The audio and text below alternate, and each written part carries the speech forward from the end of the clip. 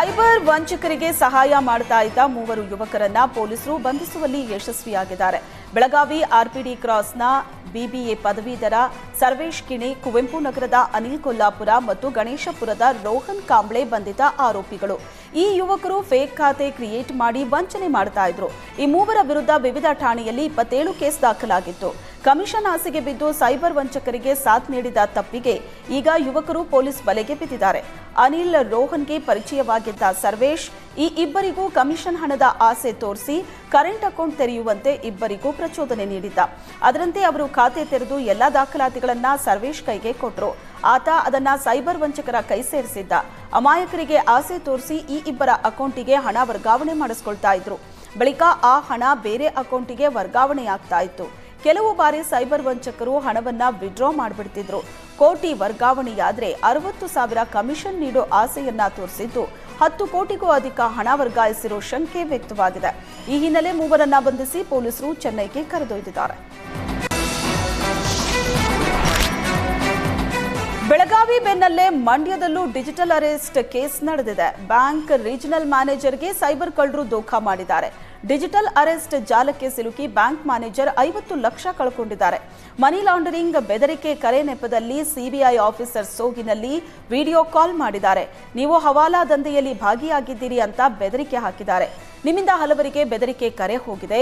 ನಿಮ್ಮ ಖಾತೆಯಲ್ಲಿರೋ ಹಣ ನಮ್ಮ ಖಾತೆಗೆ ಕಳಿಸಿ, ಸಮಸ್ಯೆ ಬಗೆಹರಿಸಿ ಸಂಜೆ ಒಳಗಡೆ ವಾಪಸ್ ಹಣ ಹಾಕ್ತೀವಿ ಅಂತ ನಂಬಿಸಿದ್ದಾರೆ.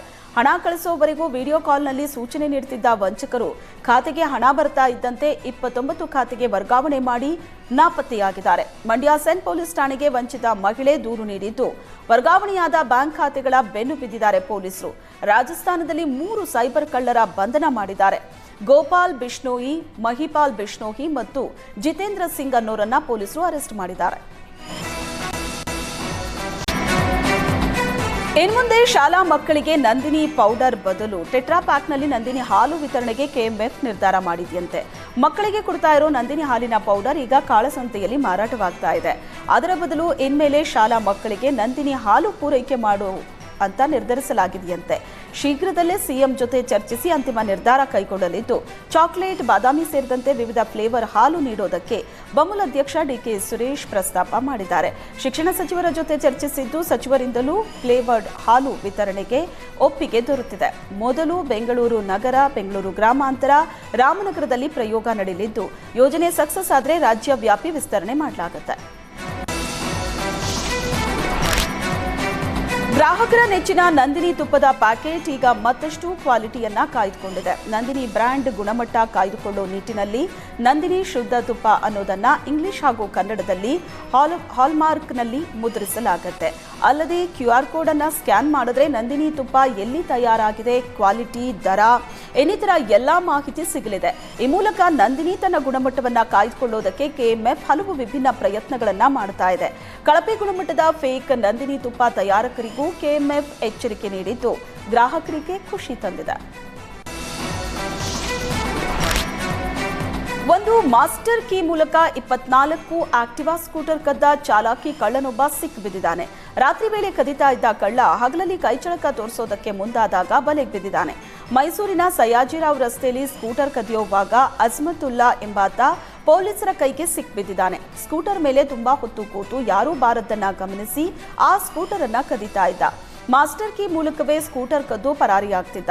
ಪ್ರತಿನಿತ್ಯ ಬಸ್ನಲ್ಲಿ ಮೈಸೂರಿಗೆ ಬರ್ತಿದ್ದ ಅಜ್ಮತುಲ್ಲಾ ಮಾಸ್ಟರ್ ಕೀ ಮೂಲಕ ಸ್ಕೂಟರ್ ಕದ್ದು ಪರಾರಿಯಾಗ್ತಾ ಇದ್ದ.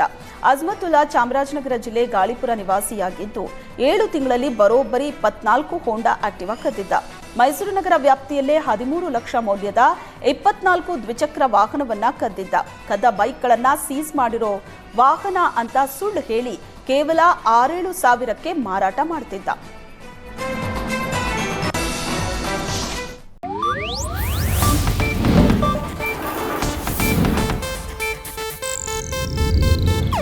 ಇದು ಏಷ್ಯಾನೆಟ್ ನ್ಯೂಸ್ ನೆಟ್ವರ್ಕ್ ಪ್ರಸ್ತುತಿ.